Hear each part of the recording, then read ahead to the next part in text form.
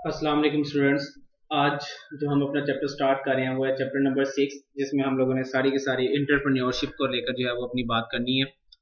अगर हम अपने टॉपिक को स्टार्ट करें तो सबसे पहले इसमें जो हमारे पास क्वेश्चन आता है, कहता है व्हाट इज इंटरप्रेन्योरशिप। सबसे पहले नंबर वो कहता है कि इंटरप्रेन्योरशिप क्या होती है, पहले आपने ये डिफाइन करना है। तो इसके लिए पहले आप लोगों को इंटरप्रेन्योर का अगर पता तो इंटरप्रेन्योरशिप भी आपको क्लियर हो जाएगी। एंटरप्रेन्योर बेसिकली वो तमाम लोग होते हैं जो नफा कमाने के लिए बिजनेस के अंदर नेसेसरी रिस्क लेते हैं, उन्हें हम लोग एंटरप्रेन्योर कहते हैं। आसान अल्फाज में जो रिस्क टेकर होते हैं वो सारे के सारे एंटरप्रेन्योर होते हैं। बेसिकली ये वो लोग होते हैं जिनके पास पैसा तो अच्छा खासा होता है और ये अपने पैसे को बिजनेस के अंदर इन्वेस्ट करते हैं, उसके अंदर अपॉर्चुनिटीज जो है वो लेकर आते हैं, जिसकी वजह से ये मैक्सिमम प्रॉफिट को उसके अंदर क्या कर सकते हैं, ये अर्न कर सकते हैं। तो इसमें जो मेन चीज, जो सबसे पहले जो मेन फैक्टर आप लोगों के पास आता है, वो मेन फैक्टर आप लोगों का यही है कि हमेशा एंटरप्रेन्योर वही होगा जो विलिंग हो टू टेक रिस्क। रिस्क लेने के लिए जो रजामंद है वो एंटरप्रेन्योर है। अगर मैं ये कहूँ कि मेरे पास पैसे हैं लेकिन मैं उन पैसों के ऊपर रिस्क नहीं लेना चाहता, तो मैं एंटरप्रेन्योर नहीं हूँ। एंटरप्रेन्योर हमेशा होगा ही वो जो बिजनेस के अंदर पैसा लगाएगा, कोई ना कोई रिस्क लेगा। लेट्स सपोज मैं कहता हूँ कि जी मैं कोई एक बिजनेस स्टार्ट करता हूँ, उस बिजनेस को स्टार्ट करते मेरे दिल में अगर इस चीज का डर है कि यार पता नहीं बिजनेस चलना है कि नहीं चलना, और उसके बाद डर की शक्ल में ही मैं अपने बिजनेस को जब एंड कर देता हूँ 1 से 2 दिन में, तो इट मीन कि मैं एंटरप्रेन्योर नहीं हूँ, रिस्क लूंगा। क्योंकि काफी सारे लोग जो है वो क्या करते हैं, जब अपना बिजनेस स्टार्ट करते हैं तो पहले उनको सारी बात, उनको भी इस चीज का आइडिया होता है कि शुरू में हम कोई पैसा नहीं कमा सकते, तो वो क्या करते हैं, पहले वो स्टे करते हैं महीने 2 महीने या साल तक का बैकअप वो अपने पास रखते हैं, उसके बाद वो अपने बिजनेस को स्टार्ट करते हैं। ये उन्होंने रिस्क लिया ना। अब यही देखें कि इसी रिस्क की वजह से वो लोग जिन्होंने ये रिस्क लिए हैं, आज भी जिन जगहों पे उन्होंने बैठ के कारोबार शुरू किया था, उन्हीं जगहों पे बैठे हुए अपना बिजनेस कर रहे हैं। तो इसीलिए सबसे पहली जो मेन चीज है, आप लोगों को बिजनेस के अंदर जो है वो क्या करने पड़ते हैं, वो रिस्क लेने पड़ते हैं। तो यही उसने यहाँ पर इसके अंदर लिखा भी हुआ है, कहते हैं an entrepreneur is a person who take a profitable opportunities and take the necessary risk to set up and operate a business. कहते हैं वो तमाम वो रिस्क लेगा जिसकी वजह से उसको मुनाफा सबसे ज्यादा और उसका बिजनेस ज्यादा से ज्यादा जो है वो ग्रो कर सके। और ओवरऑल अगर बात की जाए तो छोटे बिजनेसेस के अंदर जो है ये चीज सबसे ज्यादा पाई जाती है। जो लोग छोटे पैमाने के ऊपर स्मॉल स्केल के ऊपर काम करते हैं, उनके अंदर ये चीज सबसे ज्यादा है। वो अपने बिजनेस के अंदर जो है वो रिस्क लेते हैं ताकि उनका बिजनेस जो है वो ग्रो करे और ज्यादा से ज्यादा वो पैसा उसके अंदर से क्या कर सके, वो कमा सके। स्मॉल बिजनेसेस के अंदर ये चीज जो है वो सबसे ज्यादा जो है वो देखने में नजर आई है। अगर हम बात करें एंटरप्रेन्योर को लेके, तो एंटरप्रेन्योर जो है वो हमारे पास 3 तरह के होते हैं। सबसे पहले हमारे पास आते हैं जिनका नाम है क्लासिक एंटरप्रेन्योर, फिर आते हैं सीरियल, और तीसरे नंबर के ऊपर हमारे पास आते हैं जिनका नाम है सोशल। सबसे पहले जो कैटेगरी हमारे पास एंटरप्रेन्योर की आती है जिसका नाम है क्लासिक एंटरप्रेन्योर। अगर क्लासिक एंटरप्रेन्योर की बात की जाए तो बेटा ये वो लोग होते हैं जो अपने बिजनेस में अपॉर्चुनिटीज जो है वो पहले देखते हैं कि हमारे business who identify the opportunity, business opportunity, देखेंगे हमारे बिजनेस के अंदर अपॉर्चुनिटी क्या है। देन उसके बाद अपने रिसोर्सेज को इस्तेमाल करते हुए उनको मार्केट के ऊपर अप्लाई करेंगे और मैक्सिमम प्रॉफिट को जो है वो क्या करेंगे, गेन करेंगे। अगर इनकी डेफिनेशन को डिफाइन करो तो इनकी डेफिनेशन है person who identify a business opportunities. कहते हैं ये वो लोग होते हैं जो बिजनेस की अपॉर्चुनिटीज को पहले क्या करते हैं, आइडेंटिफाई करते हैं, देखते हैं कि कहां कहां पे हमारे पास जो है वो स्पेस अवेलेबल है, एंड एलोकेट्स अवेलेबल रिसोर्सेज, और फिर अपने रिसोर्सेज देखते हैं कि हमारे जराए कितने हैं। लेट्स सपोज मैं कहता हूं कि मैं ऑलरेडी एक बिजनेस कर रहा हूं, उस बिजनेस को मैं एक्सपेंड करना चाहता हूं, तो उस बिजनेस को एक्सपेंड करने के लिए कितना पैसा रिक्वायर्ड है और मेरे अपने पास जो है वो कितना पैसा है जो है वो अवेलेबल है। और उसके बाद वो कहता है टू टेप दैट मार्केट, कि मैं उतना ही पैसा मार्केट के अंदर लगा सकूं जितना मुझे उसके अंदर जो है वो मैक्सिमम फिर प्रॉफिट मिल सके। दूसरे नंबर के ऊपर हमारे पास आते हैं जिनका नाम है सीरियल एंटरप्रेन्योर। सीरियल एंटरप्रेन्योर की अगर बात की जाए तो ये सबसे ज्यादा जो है वो ब्रॉड माइंडेड लोग होते हैं। ये ऐसे एंटरप्रेन्योर्स होते हैं जो पहले किसी एक बिजनेस के अंदर पैसा लगाएंगे, जिस वक्त वो बिजनेस कामयाबी की तरफ जाना शुरू हो जाए, उस बिजनेस से इनको प्रॉफिट मिलना शुरू हो जाए, तो ये क्या करते हैं, ये दूसरे बिजनेस को स्टार्ट कर लेते हैं। जब दूसरे बिजनेस से इनको प्रॉफिट होना शुरू हो जाएगा तो फिर ये क्या करेंगे, ये आहिस्ता आहिस्ता तीसरे की तरफ जाना शुरू हो जाएंगे। और ये क्या करते हैं, एक वक्त में एक नहीं एक से ज्यादा बिजनेसेस जो है उनको रन कर रहे होते हैं, और ये हर उस बिजनेस के अंदर हमेशा पैसा लगाते हैं जिनके अंदर इनको सक्सेस नजर आ रही हो, कामयाबी नजर आ रही हो। ऐसे एंटरप्रेन्योर को हम लोग सीरियल एंटरप्रेन्योर्स कहते हैं। पहले एक बिजनेस की कामयाबी के बाद हम दूसरे बिजनेस के अंदर अपने पैसे को इन्वेस्ट करेंगे, फिर उसकी कामयाबी के बाद तीसरे बिजनेस के अंदर हम अपने पैसों को क्या करेंगे, इन्वेस्ट करेंगे। और आखिर में हमारे पास आते हैं सोशल एंटरप्रेन्योर। सोशल एंटरप्रेन्योर की अगर बात की जाए तो ये ऐसे एंटरप्रेन्योर होते हैं जो सबसे पहले मार्केट का एक सर्वे करते हैं और देखते हैं कि मार्केट में इस वक्त जो है माशरे में रहने वाले लोगों को किस तरह की जो है वो प्रॉब्लम्स फेस करनी पा रही है। सबसे पहले उन प्रॉब्लम्स को आइडेंटिफाई करते हैं। आइडेंटिफाई करने के बाद बिजनेस के कवानीन के मुताबिक यानी कि बिजनेस की लिमिट्स के अंदर रहते हुए फिर उस प्रॉब्लम का ये क्या करते हैं, ये सोल्यूशन निकालते हैं। तो इस तरह के जो एंटरप्रेन्योर्स होते हैं जो मार्केट में जाकर पहले प्रॉब्लम को चेक करें और चेक करने के बाद उसका सोल्यूशन निकालें बिजनेस के प्रिंसिपल्स के मुताबिक, उन लोगों को हम लोग नाम देते हैं कि वो आप लोगों के यहाँ पर कहलाते हैं सोशल एंटरप्रेन्योर।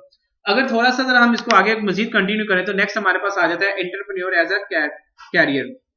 अगर हम लोग यहाँ पर बात करें तो काफी सारे लोगों ने अपने आप को एज ए एंटरप्रेन्योर जो है वो मार्केट के अंदर जो है वो इंट्रोड्यूस करवाया। तो कहते हैं entrepreneurship as a career path इसको बेसिकली बोला जाता है। इस वक्त पूरी दुनिया में अगर हम लोग बात करें तो कहते हैं जी सबसे पहले नंबर पे जैसे आपके सामने लिखा हुआ कहता है more than 11% of American run their own business. कहते हैं अमेरिका की अगर बात की जाए तो अमेरिका में 11% से ज्यादा जो रहने वाले लोग हैं वो क्या करते हैं, वो अपने बिजनेसेस कर रहे हैं। रीजन क्या है कि आज के दौर में ना लोग तंग आ चुके हुए हैं किसी के अंडर काम कर करके, क्योंकि उसमें काफी सारी प्रॉब्लम्स का आपको सामना करना पड़ता है। समटाइम मालिक आपके काम से सेटिस्फाई होता है, समटाइम नहीं सेटिस्फाई होता, जिसकी वजह से आपकी सैलरी के अंदर बात का इंक्रीमेंट लग जाता है, बात का इंक्रीमेंट नहीं लगता, नंबर 1। नंबर 2, अगर मालिक आपके काम से जो है वो सेटिस्फाई नहीं है या मालिक जो है वो आपको जॉब से निकालना चाहते हैं तो मालिक उसमें डिफरेंट किस्म की जो है वो चीजों को सामने लेकर आता है। लाइक आपकी सैलरी को लेट कर देना, हर काम के अंदर जो है वो आपकी खामियां निकालना, ये काम आपने इतना लेट कर दिया है। तो इस वजह से कहते हैं कि अमेरिका के अंदर जो है वो 11% लोग जो है वो इस वक्त उन्होंने यही काम किया हुआ है कि वो अपने आप को एज एंटरप्रेन्योर बनाकर बैठे हुए, उन्होंने अपना बिजनेस खुद रन किया हुआ है। और यहाँ पर एक फिगर उसने आपके साथ शेयर की है, कहते हैं इन एवरी मंथ, अगर एवरेज हम लोग यहाँ पर लेके बात करें एवरेज डे हर महीने की, कहता है अमेरिकन जो है स्टार्ट अप्रोक्सीमेटली 4,65,000 न्यू बिजनेसेस। कहते हैं कि अगर वहां पर बात की जाए तो 4,65,000 जो है ना अप्रोक्सीमेटली हर महीने नए बिजनेसेस क्या हो जाते हैं वहां पर स्टार्ट हो जाते हैं। अब यही रीजन है कि जब नए से नए बिजनेस स्टार्ट होंगे तो आप लोगों को कुछ ना कुछ उसके अंदर से क्या होती है, लर्निंग होती है। उस लर्निंग से आपको पता चल जाता है कि जनाब ये जो बिजनेस हम लोगों ने किया था, अगर इस बिजनेस के अंदर लेट्स सपोज हमें कोई लॉस हुआ तो लॉस होने के पीछे गलती क्या थी, क्या हमारे पास उस चीज का एक्सपीरियंस कम था या उस चीज की मार्केट के अंदर जरूरत नहीं थी। तो इसीलिए उसने यहाँ पे नीचे मेन पॉइंट जो लिखा हुआ है, कहता है people choose entrepreneur for many reasons. कहता है लोगों ने बेशुमार रीजन है जिसकी वजह से इसको जो है वो चूज किया। सबसे पहले डिस्क्वालीफाई द ट्रेडिशनल वर्क, वही पुराने तरीकों से जो काम किया जा रहा है, लोगों ने कहा यार हमने नहीं उस तरीकों से काम करना, कोई एक नई क्रिएटिविटी हो ना तो फिर करने का मजा आता है। लाइक अगर मैं कहूँ कि एक ऐसी बुक जो पाकिस्तान के अंदर प्रैक्टिकली वैसे हो भी यही रहा है, अगर मैं बात करूं कि पाकिस्तान में लेट्स सपोज जैसे मैं आईकॉम मैंने किया तो जो बुक मैंने पढ़ी, मैंने जब खुद पढ़ाना शुरू किया मैंने देखा अभी तक वही बुक है। इवन के मुझे पढ़ाते हुए 10 साल हो गए और 10 साल में मैंने देखा कि वही सेम की सेम बुक अभी तक मार्केट के अंदर आ रही है, उसके अंदर किसी किस्म की कोई चेंज, किसी किस्म का कोई नया पॉइंट ऐड नहीं किया गया। तो उन्होंने इस चीज को डिस्करेज करते हुए कहा यार ये क्या ट्रेंड है, अभी तक हम वो पुराने तरीकेकारों के ऊपर ही है, आने वाली नई जनरेशन को कोई नई चीजें जो है उनके सामने आनी चाहिए थी। और अगले नंबर पे क्या कह रहा है, कहता है their idea fulfilled customer need. और फिर उनके दिमाग में एक ये भी सोच थी कि हम इस नीयत से अपना कारोबार करें और हमारे आइडियाज कुछ इस तरह के होने चाहिए कि हम लोगों की जरूरियात को क्या कर सकें, पूरा कर सकें। और जरूरियात इस तरह की हो कि लोग उनके मुंह से एक डिमांड अगर निकलती है किसी चीज की तो हम उस डिमांड को फौरी तौर पर क्या कर सकें, पूरा कर सकें। तो इसके लिए अगर हम किसी भी बंदे की डिमांड को फौरी तौर पर पूरा कर सकते हैं तो सब अगला पॉइंट हमारे पास आ जाता है, कहता है व्हाई पीपल बिकम एंटरप्रेन्योर। तो कहता है बताएं पीपल जो है एंटरप्रेन्योर क्यों हो रही थी, उसके पीछे एक रीजन ये आपके सामने स्लाइड के अंदर यहाँ पे लिखी हुई है, जिसमें बता रहा कहता है desire to be one's own boss. कहता है कि सबसे पहले तो उनके दिमाग में यही बात थी कि भाई हम अपना कारोबार करेंगे जिसमें हम खुद मालिक हो। रीजन क्या है कि जब आप किसी के अंडर काम करते हैं ना तो फिर आपको अगले की बातें सुननी पड़ती हैं, उसकी टाइम लिमिट को बर्दाश्त करना पड़ता है, उसकी मर्जी वो आपको जब मर्जी बुलाए, उसकी मर्जी वो आपको जब मर्जी छुट्टी दे। ठीक है, तो काफी सारी प्रॉब्लम्स होती हैं। तो सबसे पहले उनकी ख्वाहिश ये थी कि भाई हम वो बिजनेस करें जिसके हम खुद मालिक हो। अगले नंबर पे वो कह रहा है, कहता है डिजायर टू सक्सीड फाइनेंशियली। अगर इसको शॉर्ट करो तो फाइनेंस का बेसिकली वो जिक्र कर रहा है। कहता है जारी बात है फिर उसकी अपनी ख्वाहिश थी कि वो खुद अपना पैसा लगा के अपना कारोबार करे। इससे होता ही है कि जब मैंने अपना पैसा लगाया होगा तो मैं किसी के आगे आंसरेबल नहीं होगा कि भाई मेरे पैसे डूब रहे हैं ना, आपको इससे कोई लेना देना नहीं है। ठीक है, तो इसमें सबसे मेन चीज ये होती है कि हमें खुद पता होता है कि हमारा पैसा बिजनेस के अंदर कितना लगा हुआ है, कितना हमें उसमें से बच रहा है, कितना भी हमारा पैसा बिजनेस के अंदर स्टिल फंसा हुआ है। जब आप खुद मालिक होते हैं तो आपको ज्यादा इस चीज का एहसास होता है, लेकिन जब आप किसी के अंडर काम करें तो आपको इन चीजों के बारे में आइडिया नहीं होता, आपको नहीं पता होता कि अगले के कितने पैसे लगे हुए हैं। हमें बस इस चीज से गर्ज हो रही है कि अच्छा यार 1 2 3 4 5 6 7 8 ये 30 दिन पूरे हो गए, ले आज तनख्वाह दे दो। तो ये एक सबसे बड़ी प्रॉब्लम है यहाँ पर हमारे पूरी दुनिया के अंदर। ये चीज है कि हर बंदा जो है ना वो सिर्फ अपनी उंगलियों के ऊपर जो एम्प्लॉइज है ना वो दिन काउंट कर रहे थे, लो जी महीना पूरा हो गया अब हमें हमारी सैलरी दे दें। उनको नहीं पता चल रहा होता कि बैक एंड के ऊपर किस तरह की प्रॉब्लम जो है वो मालिक फेस कर रहा होता है। इसीलिए उन्होंने कहा कि जी हम अपना बिजनेस करेंगे ताकि जो है हम लोगों को पता हो कि हमारा पैसा कितना लगा हुआ है, हम किसी को जो है जब किसी के अंडर काम ही नहीं करेंगे तो हमें किसी किस्म की प्रॉब्लम भी जो है वो यहाँ पर फेस नहीं करनी पड़ेगी। Desire for job security. अब जारी बात है जब आप खुद मालिक कर रहे हैं तो आपकी जॉब सिक्योर है, आप अपना काम जब मर्जी आए अपना काम करें, घर जाएं, किसी के आगे आप आंसरेबल ही नहीं है। और आखिरी चीज कहते हैं desire for the improve quality of life. तो जारी बात है जब आप खुद बुक बिजनेस कर रहे हैं, आप खुद उसमें से पैसा कमा रहे हैं, जितना भी प्रॉफिट हो रहा है वो सारे का सारा प्रॉफिट आप ही की जेब के अंदर जा रहा है, तो उससे आप लोगों के लिविंग स्टैंडर्ड के ऊपर, लाइफ स्टाइल के ऊपर भी फर्क पड़ता है। उसमें कोई एक चेंज आप लोगों की जो है वो नजर आती है, जिससे पता चलता है कि जनाब ये बंदा जो है सामने आपके घूम रहा है, इसने खुद मेहनत की है और खुद मेहनत करके आज इस लेवल तक पहुंच गया कि इसके पास जो है वो बहुत ज्यादा पैसा है, इसके पास एक घर बहुत अच्छा है, इसके पास जो है इसका बिजनेस पूरी दुनिया के अंदर फैला हुआ है। तो ये सारी की सारी जो है इंप्रूवमेंट उसकी लाइफ के अंदर नजर आती है, जिससे पता चलता है और इर्द गिर्द के लोग जो है वो as a example, as a role model के तौर पे आपको वहां पे हर एक के आगे इंट्रोड्यूस करवाते हैं। अभी थोड़ी सी इंफॉर्मेशन ये उसने इसके अंदर यहाँ पे लिखी हुई है। नेक्स्ट हमारे पास आती है जिसमें वो हम लोगों को बता रहा है, कहते हैं द एनवायरमेंट फॉर एंटरप्रेन्योरशिप। कहते हैं एंटरप्रेन्योरशिप का जो एनवायरमेंट है ना वो किस तरह का होता है, उसमें चार चीजें बेटा हमारे सामने होती हैं। अगर हम उसके एनवायरमेंट की बात करें तो उसमें सबसे पहले आती है ग्लोबलाइजेशन।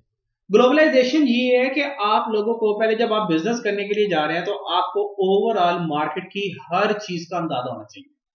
अंदाजा इस पॉइंट ऑफ व्यू से कि अगर मैं एंटरप्रेन्योर के तौर पे काम करना चाह रहा हूं, मैं कोई प्रोडक्ट बना रहा हूं और उस प्रोडक्ट को मैंने बाहर के ममालिक को सेल आउट करना है, तो मुझे पता होना चाहिए कि भी किस मुल्क को वो चीज सेल आउट करने से मुझे फायदा ज्यादा है और किस मुल्क को वो चीज सेल आउट करने से मुझे फायदा कम है। Number one. नंबर टू, जिस मुल्क को मैं सेल आउट कर रहा हूं फिर उस मुल्क की पॉपुलेशन कितनी है, जो प्रोडक्ट मैं बना रहा हूं वो प्रोडक्ट एज के किस फैक्टर वाले लोगों के लिए, लाइक वो मैंने छोटे बच्चों के लिए बनाई है या जो अडल्ट के लिए बनाई है या वो सीनियर सिटीजन्स के लिए बनाई है, तो उस मुल्क में जो माइनर है या जो मेजर है या जो सीनियर सिटीजन है उनकी तादाद कितनी है, उस मुल्क में लोगों की पर कैपिटा इनकम कितनी है, क्या उनकी इतनी कैपेसिटी है कि वो वहां पर मेरी प्रोडक्ट को जो है वो परचेज करेंगे। तो ये सारे के सारे जब तक आपके पास नॉलेज नहीं होगा ना तब तक आप एक अच्छे एंटरप्रेन्योर नहीं हो सकते। इसीलिए अगर हम बात करें तो सेकंड पॉइंट जो एजुकेशन है, आज के दौर में हर यूनिवर्सिटी, मैं सिर्फ इसमें किसी एक यूनिवर्सिटी को नहीं कहूंगा, हर यूनिवर्सिटी जो आप लोगों को मास्टर लेवल की एजुकेशन दे रही है, स्पेशली अगर वो बिजनेस से रिलेटेड है, तो हर यूनिवर्सिटी वहां पे एंटरप्रेन्योरशिप का सब्जेक्ट क्लास में पढ़ा रही है, ताकि बच्चों को थोड़ा सा आइडिया दिया जा सके कि अगर आपने अपना बिजनेस करना है तो उस बिजनेस को करते वक्त आप लोगों ने किन किन चीजों का ख्याल रखना है, कौन सी चीजें आपके लिए इंपॉर्टेंट है। इवन के अगर इसकी मैं छोटी सी एक मिसाल दूंगा आप लोगों को, तो यूएसए के अंदर और अमेरिका के अंदर बकायदा इसके ऊपर एक प्रॉपर ट्रेनिंग सेशन होते हैं जिसमें लोगों को सपोर्ट किया जाता है कि जनाब आप अपना बिजनेस, उनको इंकरेज किया जाता है कि आप अपना बिजनेस खुद करें, उनको बकायदा सिखाया जाता है कि भाई बिजनेस कैसे करना है। इवन के वहां की जो गवर्नमेंट भी है, वहां के जो इंस्टीट्यूट भी है ना, वो भी अपने स्टूडेंट्स को सपोर्ट करते हैं कि भाई आप बिजनेस रन करें, हम आपके साथ हैं, हम आपका बिजनेस रन करवाने में आपकी मदद करते हैं। जब आपका बिजनेस आपको लगे कि भी हाँ प्रॉफिट होना शुरू हो गया तो हम फिर वहां से क्या हो जाएंगे, साइड पर हो जाएंगे।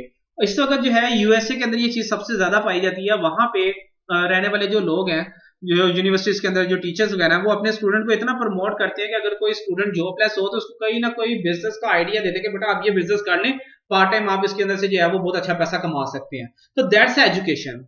अगले नंबर पे आ जाती है इंफॉर्मेशन एंड टेक्नोलॉजी की बात। वो कह रहा है, कहता है इंफॉर्मेशन टेक्नोलॉजी, कहता है अगर आप अपनी प्रोडक्शन किसी मशीनरी की बेस के ऊपर करना चाह रहे हैं तो आपके पास जारी बात है उस मशीनरी का, उस टेक्नोलॉजी का थोड़ा सा आइडिया होना चाहिए। अगर आइडिया नहीं भी है तो आप पढ़े लिखे हो, आप खुद उसके बारे में थोड़ी सी सर्च करके उसकी इंफॉर्मेशन निकालें और उसको आप यूज कर लें।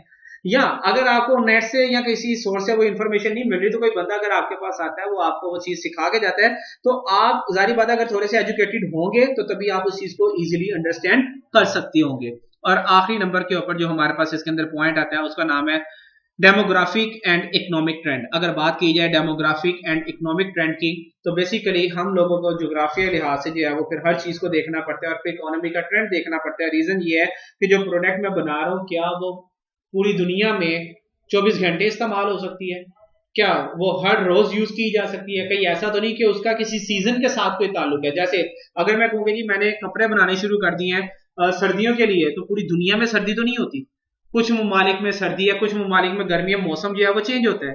तो फिर कहते हैं जो प्रोडक्ट बनानी है आपने उस प्रोडक्ट को लेकर भी जो है उस चीज को देखना है और उस मुल्क की इकोनॉमी को भी आप लोगों ने जो है उसके ट्रेंड को भी चेक करना है कि उसकी इकोनॉमी जो है वो ग्रोथ कर रही है कि नहीं कर रही, क्या वो ऊपर की तरफ को जा रही है कि वो नीचे की तरफ को जा रही है। अगर मैं कहूँ कि मैं एक ऐसे मुल्क को अपनी चीजें सेल आउट कर देता हूँ जिसकी इकोनॉमी जो है वो डे बाय डे जो है वो डाउन चली जाती जा रही है, तो फिर ऐसे मुल्क को तो चीजें सेल आउट करने का मुझे फायदा नहीं है, उल्टा मेरे वहां पर पैसे फंस जाएंगे।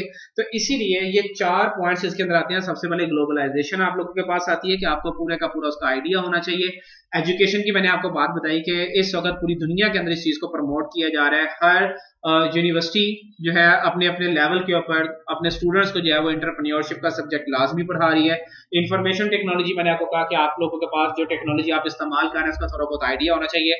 और फिर डेमोग्राफिक एंड इकोनॉमिक ट्रेंड के बारे में आप लोगों को पता होना चाहिए कि मुल्क जो है इस वक्त वो किस तरफ जा रहा है, उसका रुझान क्या है, क्या वो तरक्की की तरफ जा रहा है, क्या वो दिन ब दिन जो है वो नीचे की तरफ जा रहा है, मुल्क में जो है रहने वाले लोग उनको जॉब मिलनी बड़ी मुश्किल है। तो ये सारी की सारी चीजों के बारे में आप लोगों को यहाँ पर क्या होना चाहिए, पहले आइडिया होना चाहिए। तो यहां तक अभी इसको रखते हैं, उसके बाद फिर इंशाल्लाह इसको नेक्स्ट में कंटिन्यू करेंगे।